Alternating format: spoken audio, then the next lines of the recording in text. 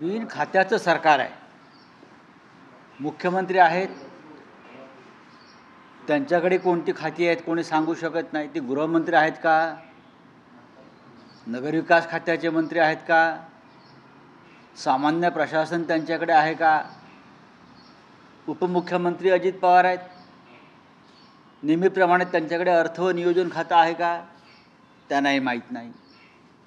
दुसरे उपमुख्यमंत्री एकनाथ शिंदे यांच्या बाबतीत सगळी बोंबच आहे. कारण त्यांना कोण काय देणार, महसूल देणार आहे, आमसूल देणार आहे, काय देणार आहेत, याविषयी सगळ्यांच्याच मनामध्ये शंका कुशंका आहे.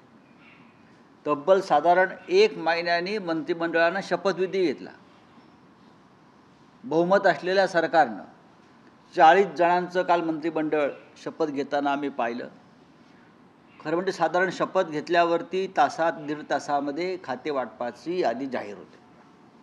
अधिवेशन आहे, प्रश्नोत्तराचा तास असतो अधिवेशनात.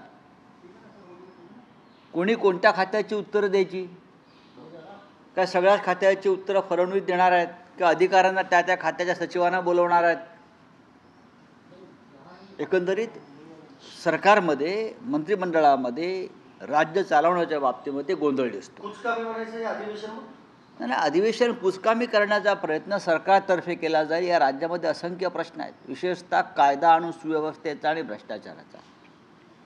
आज परभणी बंदची हाक आहे. ठिकठिकाणी हत्या, खून, दरोडे यांचा हैदोस चालू आहे.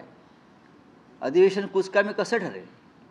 विरोधक प्रश्न विचारतील, विरोधक महाराष्ट्राची जी परिस्थिती आहे त्याच्यावर बोलतील. एका बघा, विरोधकांची संख्या कमी असली EVMच्या कृपेने, तरी जे विरोधक दोन्ही सभागृहात आहेत ते ताकदीचे. विधानसभेमध्ये आमचे भास्करराव जाधव असतील, जयंतराव पाटील असतील, आमचे आदित्यजी ठाकरे असतील, रोहित पवार असतील, जयंतराव पाटील, नाना पटोले, हे काय कमी ताकदीचे लोक नाहीत. विधान परिषदेमध्ये सुद्धा आमचे विरोधी पक्षनेते अंबादास दानवे आहेत. आणि आज पहिला दिवस जो आहे आता असा आहे की विधानमंडळाच्या कामावरती मी दिल्लीत बसून बोलणं योग्य नाही. पण सरकार ज्या पद्धतीनं काल निर्माण झालं आहे, परत कोणती खाती, काही लोकांचे 2 वर्षापासून टांगलेले कोट अंगावर चढले, ते आता घट्ट झालेत की सैल झालेत, ते आज विधिमंडळात दिसेल. विरोधक ताकदवान तुम्ही म्हणताय, पण सुधीर मुनगंटीवार, छगन भुजबळ, दिलीप वळसे पाटील अशा ताकदवार नेत्यांना मंत्रीपदच मिळाले. रवी राणांचं पण नाव ऐकलं मी आता. रवी राणाही अमरावतीमध्ये गेले, असे अनेक आहेत.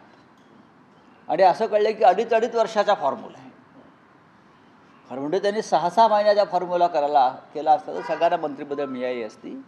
याचा अर्थ स्पष्ट आहे, जे आमच्याकडून सोडून गेलेले आहेत ते सत्ता, पद आणि पैसा या मोहासाठी गेले. आणि ज्यांच्यावरती भ्रष्टाचाराचे आरोप होते, अकार्यक्षमतेचे आरोप होते, अशा अनेकांना वगळण्यात आलेलं आहे.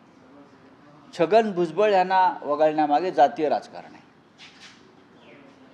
छगन भुजबळ यांच्यासारख्या नेत्याला वगळण्यामागे जातीय राजकारण आहे. पण भुजबळ यांच्यासारख्या ज्येष्ठ नेत्यांनी ज्या पद्धतीनं सन्माननीय शरद पवार साहेबांची साथ सोडली ते सगळ्यांना क्लेशदायक होतं. ज्याला त्याला आपल्या कर्माची फळं राजकारणामध्ये मिळत असतात आणि ती आम्ही भविष्यात ती पाहत राहू.